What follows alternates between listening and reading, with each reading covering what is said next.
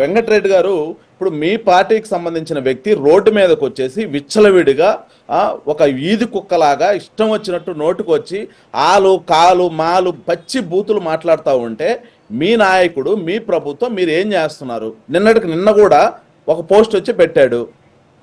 ఇష్టం వచ్చినట్టు ఎవరిని తిడుతున్నారు? ఎవరి బూతులు మాట్లాడుతున్నారు? సమాజంలో ఎవరిని రెచ్చగొడతా ఉన్నారు? అమాయకమైనటువంటి క్రిస్టియన్ సోదరులను మీరు అందరూ రెచ్చగొట్టేసి ఈరోజు రోడ్ల మీదకు తీసుకొచ్చేసి వాళ్ళ పరువు తీయడానికి కదా మీరు చేసేది. ఈరోజు మీ నాయకుడు ఎందుకు స్పందించలేదు? నేను అడుగుతా ఉన్నా. మీ నాయకుడు మీ పార్టీకి చెందినటువంటి ఒక మైనార్టీ, క్రిస్టియన్ మైనార్టీకి చెందినటువంటి వ్యక్తి మీ నాయకులతో పదే పదే తిరిగి మీ ప్రచారంలో పాల్గొని, మీ కార్యక్రమంలో పాల్గొని, మీ పార్టీ కార్యక్రమంలో ఉన్నటువంటి వ్యక్తి ఈరోజు రోడ్డు మీదకి వచ్చేసి ఇష్టం వచ్చినట్టు నోరుకు వచ్చినట్టు మాట్లాడుతూ ఉంటే మీ నాయకుడు ఎక్కడ పోయాడు? మీ నాయకుడు కనీసం అతను కంట్రోల్ చేసే బాధ్యత మీ పార్టీకి ఉందా లేదా? నాకు సమాధానం చెప్పు. దీని వెనకాల మీరు లేకపోతే, మీ నాయకుడు లేకపోతే మీరు ఎందుకు కంట్రోల్ చేయలేకపోయారు? తర్వాత కృష్ణాంజనేయులు గారు మాట్లాడుతున్నారు. ఒక నిమిషం ఆగు వెంకటరెడ్డి, ఆగు. నువ్వు మాట్లాడేటప్పుడు ఏం మాట్లాడలేదు. ఒక నిమిషం ఆగు. తర్వాత కృష్ణాంజనేయులు గారు మాట్లాడుతూ లోకేష్ గారు రెచ్చగొట్టారు, లోకేష్ గారు మాట్లాడారు. లోకేష్ గారి మాటల్లో ఆయనకి దాని యొక్క అర్థమైందో లేదో నాకైతే తెలియదు. ఆయన ఇక్కడ రాజకీయ అనలిస్ట్ గా మాట్లాడుతున్నాడు, లేకపోతే వైసీపీ ప్రతినిధిగా మాట్లాడుతున్నాడు, నాకైతే అర్థం కాదు. లోకేష్ గారు రాబోయే రోజుల్లో ఇటువంటి ఎన్నో ఇళ్ళు చేయడానికి ఆస్కారాలు ఉన్నాయి, మీరు వీటన్నిటిని తిప్పికొట్టండి అంటే దానికి అర్థం ఏంటి? తుపాకీ పెట్టి కాల్చడం అంట. ఏం మాట్లాడుతున్నారు నాకు అర్థం కాదు.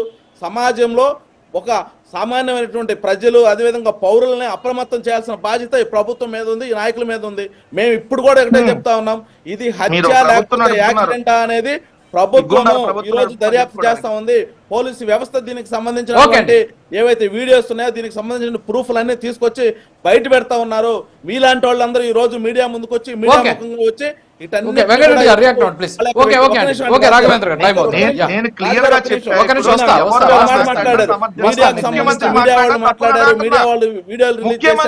ముఖ్యమంత్రి పదవుల్లో ఉండి జంతువుల కొవ్వు కలిసిందని ఒకటండి. ఇటువంటి వ్యక్తులు ఎవరైతే ఉన్నారో సమాజంలో మత విద్వేషాలు రెచ్చగొట్టే వాళ్ళందరినీ కూడా 192 సెక్షన్ ఐపీఎస్ బిఎన్ఎస్ కింద అరెస్ట్ చేయాల్సిన అవసరం ఎంతైనా ఉంది అని చెప్పేసి నేను చెప్తున్నా. నేను ఒకటే అడుగుతానా, అయ్యా మీరు అధికారంలో ఉన్నప్పుడు ప్రకాశం జిల్లాలో ఒక పాస్టర్ ని అక్కడ లోకల్లో ఉండే వైసీపీ నాయకులు వాళ్ళని ప్రశ్నించినందుకు కర్రలతో కొట్టి చంపితే ఆ రోజు అడగని మనుషులందరూ ఈ రోజు వచ్చి మాట్లాడుతున్నారంటే ఏమనుకోవాలి?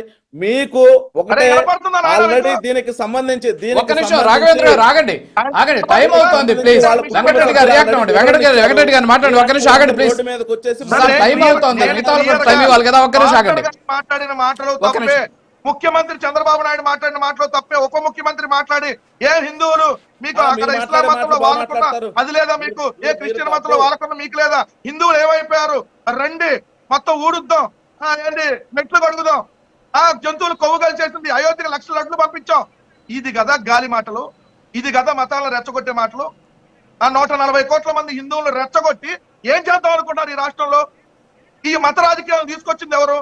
ఎప్పుడూ లేనటువంటిది ఈ 10 నెలల కాలంలో ఈ క్రిస్టియను, ఈ ముస్లిము, లేదంటే ఇట్లాంటి మతాల మధ్య చిచ్చు రేపడుతున్నటువంటి ముఖ్యమంత్రి, ఉప ముఖ్యమంత్రులు, ఈ సాక్షాత్తు ఈ ప్రభుత్వం చేస్తున్నటువంటి తప్పుల గురించి మాట్లాడకుండా ఎవరో ఒకరు చేశారు తప్పు. ఎవరు చేసినా తప్పే అంటున్నాం కదా. ఆయన పేరేంది, జాన్ బెన్నీ లింగం గారు, ఆయన మాట్లాడినా తప్పే, ఎవడు కాదన్నాడు. కాదు మీరు పిచ్చి కుక్క, ఆయన పట్టుకొని పిచ్చి కుక్క అంటే మరి పవన్ కళ్యాణ్, చంద్రబాబు నాయుడు మేము కూడా అంటే హిందూ మతం గురించి అనేవాళ్ళు తెలుగులో చెబుతున్నా.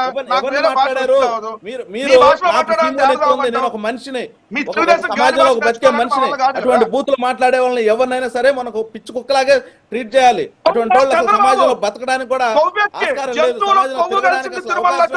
ఈ రోజు పార్టీ మేము క్రిస్టియన్ మతాన్ని గౌరవిస్తాం, మేము అన్ని మతాలు